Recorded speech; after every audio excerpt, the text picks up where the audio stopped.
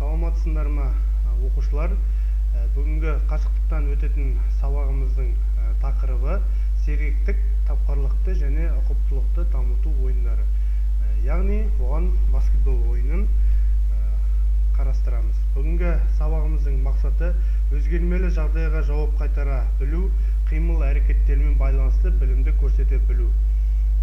Бүгінгі допты әртүрлі әдіспен беру тәсілдерін меңгермес бұрын баскетбол ойынның ережесіне тоқтала кетсек. Ол үшін мына бейнематериалға назар аударамыз. Команда ойнайды. Бір командада 12 ойыншы бар. Олардың ішінен 5 ойыншы ғана алаңға шығады. Ойында 4 минут болады. Әрқайсысы 10 минуттан. Әрбір шабуылға 24 секунд беріледі. Баскетболда ойынның санын ұпай деп атаймыз. 1-ден 3-ке дейін ұпай бар. Ішкі линияда лақтырып соққанда 2 ұпайдан санаймыз. Ал сырттан болса 3 ұпай. Және 1 ұпай айыппұлда. Баскетбол ережесінде 2 түрі бар. Ережені бұзу және фол.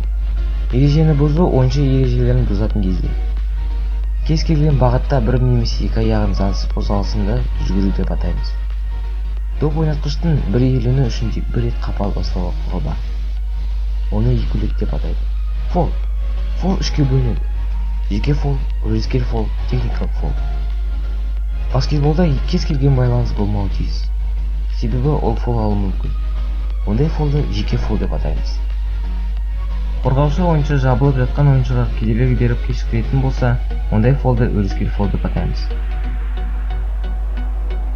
Қарсы командамен қақтығыс болса, ондай фолды техникалық фол деп атаймыз. Ойыншыда 2 техникалық фол болса, ойыннан шығарылады. Қызықты оқушылар, бейнематериалды көріп болатын болсақ, әр спортшы баскетболшының тұрысын білу қажет. Ойыншы алаңда бәріне дайын тұру керек. Аяқ тізеден бүгіліп, бір аяғын жарты қадамға алға шығып, денең аздап алға шағын тұрады. Алдыңа тура қара, қолың төменде болу керек. Бұл баскетболшының негізгі тұрысы. Олай болатын болса, баскетболдың орында тұру беру әдістері, келесі әдісіміз допты кеудеден беру әдісі. Бұл әдіс баскетболшының негізгі тұрысы доп кеуде тұсында. Допты кеудеден бергенде басап қалып шынтақ бүгілулі. Допты жұлымызға кеудеден берген кезде қолымыз түзу қалыпта қалуы тиіс.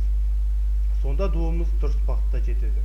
Келесі әдісіміз допты еденге ұрып беру әдісі. Бұл әдісте бастапқы қалып баскетболшының негізгі тұрысы доп кеуде тұсында. Допты кеудеден берген кезде бастапқы қалып шынтақ бүгілулі. Допты еденге ұрып жұлымызға 2 метр жетпей беру керек. Себебі доп жұлымызға тура бағытталады.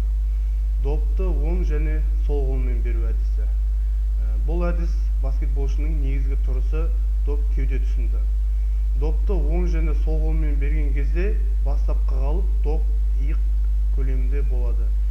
Жұлымызға допты оң қолмен бергенде қолымыз түзу қалыпта қалуы тиіс. Сонда добымыз дұрыс бағытта жетеді. Допты желкеден беру әдісі. Бұл әдіс баскетболшының негізгі тұрысы желке тұсында. Допты желкеден бергенде бастапқы қалып шынтақ бүгілулі. Допты жұлымызға желкеден берген кезде қолымыз түзу қалыпта қалуы тиіс. Сонда добымыз дұрыс бағытта жетеді. Келесі әдісіміз допты ілгекпен беру әдісі. Бұл әдісіміз баскетболдың негізгі тұрысы жанымызбен тұрамыз. Бастапқы қалып сол иығымыз алдыда, доп оң қолымызда. Допты жұлымызға берген сәтте қолымыз құлақ деңгейінде аяқталуы тиіс. Олай болатын болса, балалар допты әртүрлі әдіспен орындай беру тәсілдерін практика жүзінде мына бейнематериалға назар аударамыз. Представьте, что мяч летит в кирпичную стенку и шторку. Чтобы подавить силу, с которой движется мяч, нужно встречать его на вытянутых руках с расслабленными запястьем, локтем и плечом. В 95% случаев мяч летит выше уровня пояса, соответственно, пальцы широко раскрыты и направлены вверх, большие пальцы смотрят друг на друга. Если же передача ниже пояса, то возможен прием, когда мизинцы соединены и пальцы смотрят вниз. Совершая передачу из-за головы, некоторые тренеры советуют не вносить мяч дальше уровня лба, так как он может быть перехвачен соперником.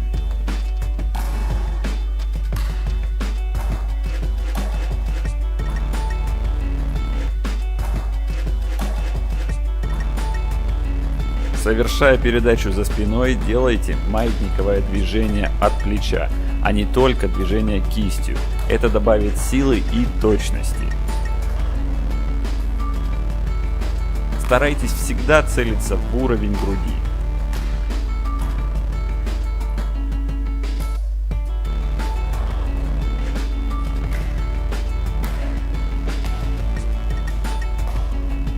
Фокусируйтесь на мяче, пока он не коснулся двух рук. Не забывайте при приеме раскрывать пальцы в стороны, чтобы их не травмировать. Передача в пол должна идти на расстоянии 3/4 от вас, по-прежнему попадая в уровень груди. Не забывайте, что так же, как и при броске, вы подкручиваете мяч назад, что позволит набрать ему нужную высоту.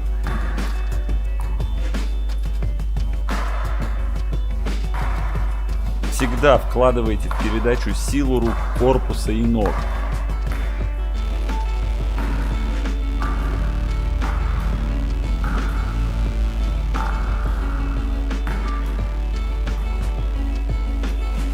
Хороший пас – это пас, который игрок может поймать. Поэтому на начальных этапах концентрируйтесь на точности, а не на скорости передач. Так, если вы тренируетесь со стенкой, то наклейте кусочек пластыря и цельтесь в него. Как только вы овладели точностью, начинайте добавлять силу и работайте на краю своих возможностей. Только убедитесь, что к этому готовы напарники по команде. Старайтесь не использовать передачу за спиной в игре, пока не доведете ее до безошибочного исполнения.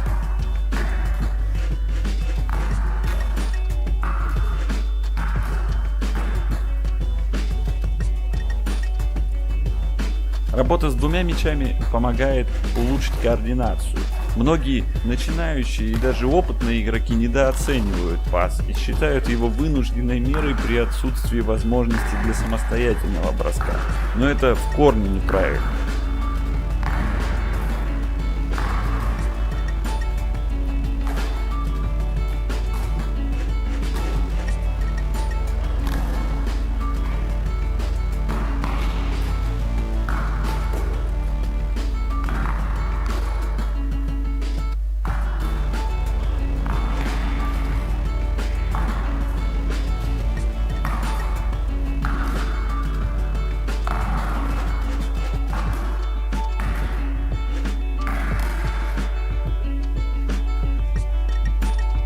Конец приема всегда должен быть началом паса. Общайтесь и показывайте, куда вам нужен мяч, если напарник дает вам неудобную передачу.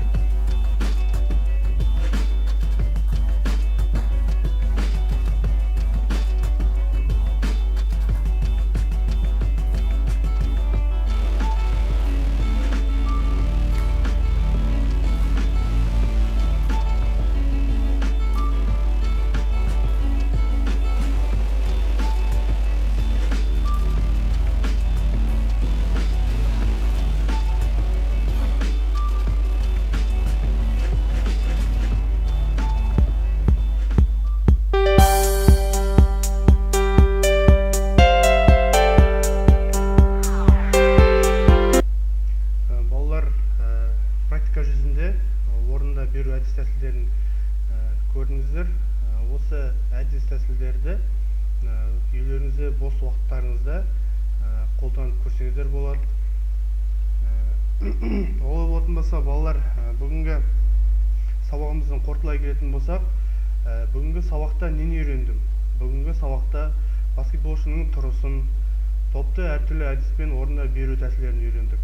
Олар допты еденге ұрып беру, допты желкеден беру, допты кеудеден беру әдісі, допты оң және сол қолмен беру әдісі, допты ілгекпен беру әдісі.